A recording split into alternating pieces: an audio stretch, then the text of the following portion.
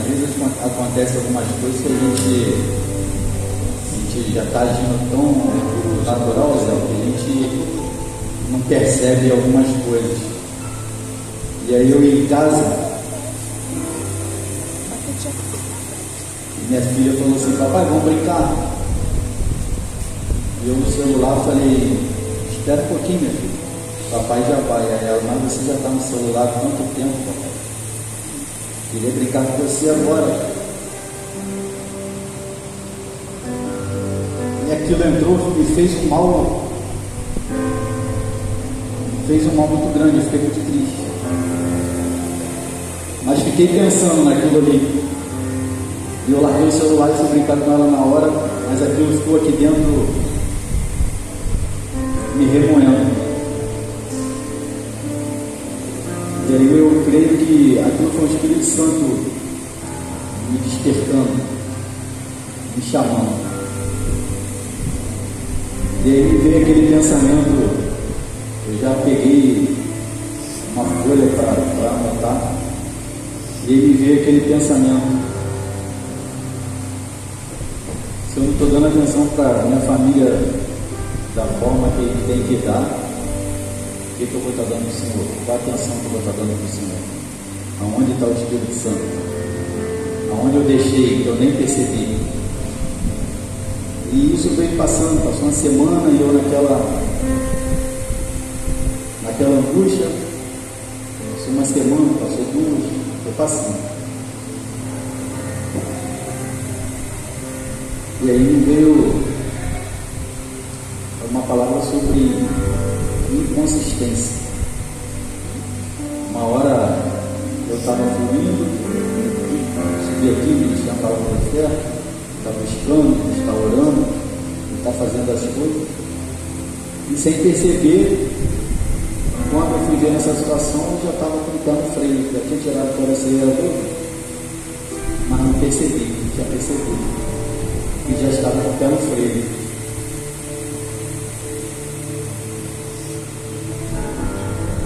Mas isso foi o Senhor, o Espírito Santo, que eu tenho certeza que foi Ele que me apertou nesse momento, para que eu retornasse, pegasse o GPS de novo e refizesse o caminho.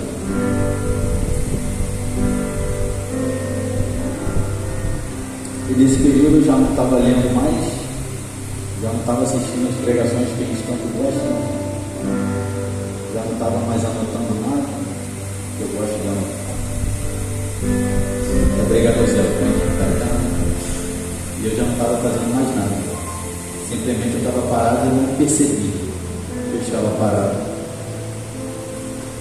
E aí eu me arrependi, e aí comecei a orar com mais frequência, com mais intensidade. E aí algo começou a mudar aqui dentro de mim. E aí foi quando começou a falar sobre identidade, as lições sobre identidade. E aí me veio um confronto muito forte quando começou a falar sobre identidade. E aí me veio uma pergunta: você tem certeza da sua identidade? Você tem certeza de quem é seu pai? Você tem certeza de quem é o seu Deus? Por que viver dizendo não para Ele? Por que viver em desobediência? Por que viver desonrando seu pai com obediência? E aquilo foi me estrupiando mais um pouco. E aí eu comecei, já estava orando mais, já estava buscando minhas coisinhas para anotar, já estava voltando a assistir, caçando, na segunda, né? Misericórdia. Já estava voltando a buscar as pregações para assistir. E aí Deus me mostrou forte no meu coração sobre Neemias. Eu por muito tempo me travei a me achando incapaz, achando que, eu sei que é difícil, né? Negócio aqui é bravo as pernas, você inocente, é esquisito o negócio aqui. Como diz Márcio, né, Fernando? O negócio aqui é forte. É esquisito. Mas eu me anulei por muito tempo achando que não fosse capaz de conseguir fazer essas coisas. É melhor ficar lá na frente do som lá, tranquilo, fazendo o que eu sei um pouquinho. É mais light. Põe Neemias 6:9 para mim, por favor.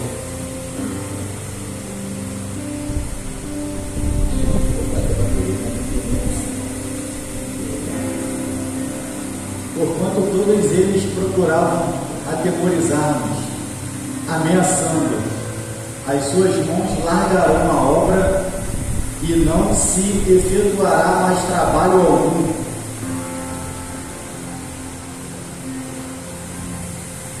Esse era o meu sentimento. Esse era o meu sentimento. Nem com ninguém ter falado nada, ter feito nada não, mas comigo, o meu eu falava mais forte. O não era mais fácil de dizer. O não para mim mesmo, automaticamente não para minha família, e não para o principal, que é o Senhor.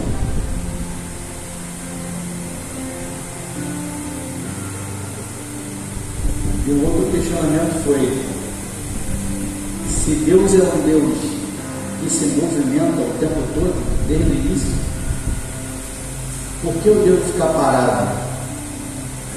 Lá em Gênesis 1:2 diz que o Espírito de Deus se movia sobre a face das águas. Deus desde o início sempre trabalhou, nunca parou, dando distância. E por que eu deveria ficar parado? E não fazer nada? Viver na mesmice. Isso começou a mexer muito comigo. E eu vi semanas e semanas já buscando, e aí eu já tinha voltado a orar, mas o tempo passando e eu meio angustiado. Mas foi me vindo uma paz assim, e eu comecei a ver algumas coisas, e aí Deus falou comigo na palavra. Eu falei: caramba, Deus não abandona a gente em momento nenhum. E aí eu comecei a ficar assim mais tranquilo, saber que Deus nunca, quando a gente precisa, Ele está aí, mesmo a gente às vezes fazendo a coisa errada.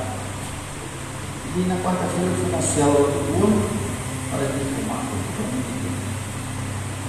E quando acabou a célula, o gordo estava muito feio no trabalho dele, muito feio mesmo. E aí, quando acabou a célula, o gordo queria um bucha para vir com ele aqui na igreja, com medo do carro enguiçar e ter um bucha para empurrar, né?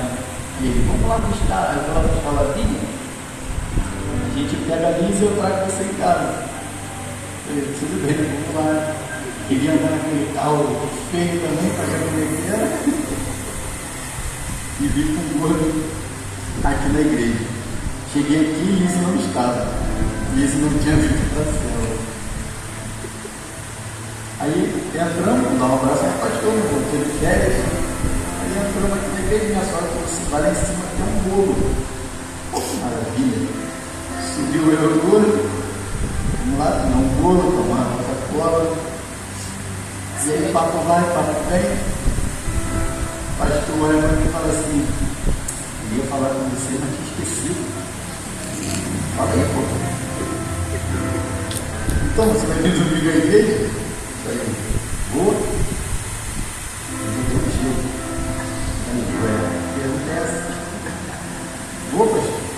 Então, vou botar aí, vamos botar lá em Campo Grande, que está na palavra. Tem, vai querer que eu vá junto. Vamos ter. Aí você me diz a palavra comigo. Eu falei: Cristo, voltou de férias hoje, tá? Desse jeito aí. Parabéns. E já não consegui me mexer. Ele falou isso, a terra travou. O jeito que eu estava aqui na bancada dele, eu fiquei. O meu amigo saiu fora, saiu correndo. E eu ali eu fiquei. O jeito que eu estava aqui, eu fiquei. Travei ele. Pastor, amém? Mas dentro de mim não veio a vontade de dizer não. Não veio. Eu, amém. Naquela mesma hora, sem conseguir sair do lugar. Eu falei, amém. Amém mesmo? Você teve que dizer não. Amém. Amém. Mas foi um mistura de sentimento muito engraçado, muito gostoso. E aí já me tinha vindo essa palavra sobre Neemias. E o que me trazia, sempre me trouxe medo, me parou e me anulou, foi achar que eu não tenho como fazer isso aqui. É difícil, é difícil. A perna está aqui tremendo, minha mão gelada, mas eu vou. Eu disse sim para o mais importante, que é o meu Deus. Glória a Deus. Enquanto eu não me colocasse à disposição dele, eu ia viver parado. E as promessas que ele tem na minha vida, que ele tem para mim, eu ia deixar de viver. E isso ia ser prejudicial para mim e para minha família. Porque se eu não quero, ele levanta o outro faz. Simples assim. E aquela palavra de Neemias estava muito forte. Neemias era o copeiro do rei, e quando o Senhor lhe deu uma palavra, ele orou, esperou a resposta e foi fazer uma parada que não tinha nada a ver com ele. Mas o cara em momento nenhum titubeou, o cara disse sim e foi. E eu estava com aquilo aqui dentro, martelando, e aí quando o pastor falou isso, eu fui, falei amém. Na hora não deu nem tempo assim, se pensar muito, eu já respondi de bate-pronto. Mas foi por confiar em Deus, foi por estar lendo sobre a vida de Neemias que eu disse sim. Eu disse sim para o Senhor. E se eu tenho certeza de quem é meu Deus, se eu tenho certeza da minha identidade nele, eu não posso viver dizendo não, eu não posso ficar parado, eu não posso ficar estagnado, eu não posso ficar vivendo em desobediência, eu não posso, porque eu vou estar agradando o cabruco lá, eu vou estar desagradando meu Deus, então eu não posso. E se Deus me chamou para a tua obra, se Deus me chamou para a obra dele, eu não tenho que me importar, a gente não tem que se importar se eu vou falar bem igual a Bíblia, tranquilo, se eu vou ser como Jairo, se eu vou ser como o Ziel que pula daqui de cima e corre. Não, eu não tenho que me importar com isso, porque se Deus me chamou para fazer, Ele vai usar o jeito que eu sou, Ele vai usar quem eu sou. Quando Ele quiser usar o Jairo, Ele vai usar o Jairo. Então, se Ele quer usar o Bruno, eu tenho só que me dispor a obedecer e fazer. Ele vai me usar do meu jeito, Ele vai usar Léo do jeito que Léo é, Ele vai te usar do jeito que você é. Então eu não tenho que me importar com isso, porque quando Ele nos chama para fazer algo, é Ele que garante, é Ele que faz. Não tem nada, cansa de falar, não é que prepotência é essa achando que é você que faz alguma coisa? Não é, quem faz é Ele, é para Ele, tudo é para Ele. Então eu não me importei na hora, se não pensar que eu estava falando bem, se não estava, não falar, não me importei não. Eu vou fazer em nome de Jesus, como Deus quiser. A mim falou ontem sobre dependência, é isso. Se colocar na posição e deixar ele fazer. E aí ele veio uma palavra que o importante é o que ele pensa de nós, e nós outros. A gente estava assistindo a pregação do pastor, o cara de uma igreja imensa na Guatemala, gigantesca, não parece um plaza, e o cara falou sobre vergonha e sobre reter e viver, se embriagar no Espírito Santo, vergonha das pessoas, que vergonha que vão achar, que vergonha que vão pensar. E aí eu falei para ela, pô pastor, às vezes a gente deixa de viver tanta coisa por causa dos outros. E a pessoa vive e a gente não vive.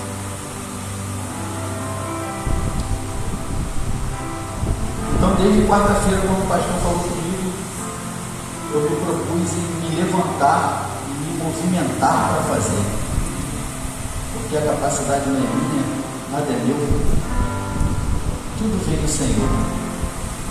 A gente confiar nele e nos colocarmos à disposição, ele com certeza vai fazer.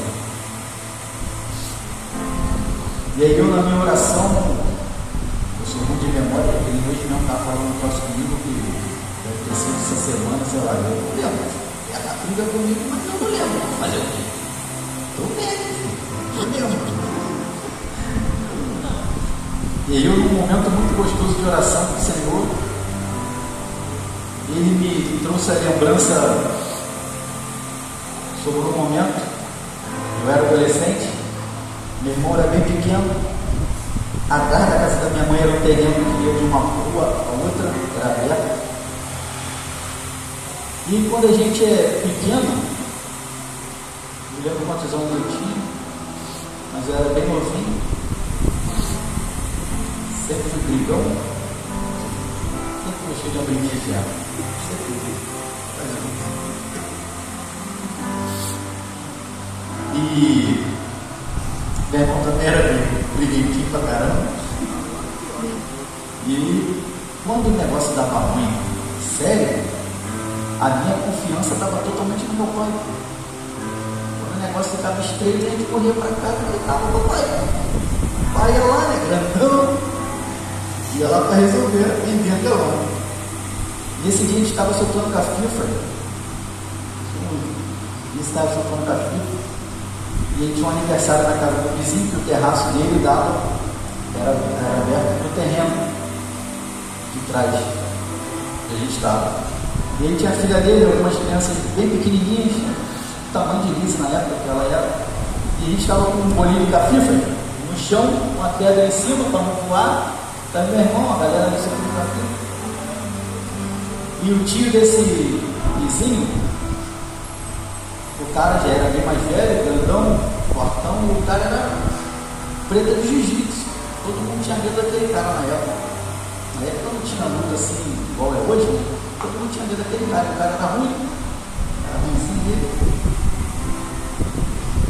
E aí a filha dele brincando, foi em cima das cafifas e pisou e rasgou as duas cafifas todas. Aí meu irmão deu um grito. Só que quando meu irmão deu um grito, ele estava debruçado lá no terraço, olhando a filha. A gente vai ligado na cafifa, vai prestar atenção nos outros, vai.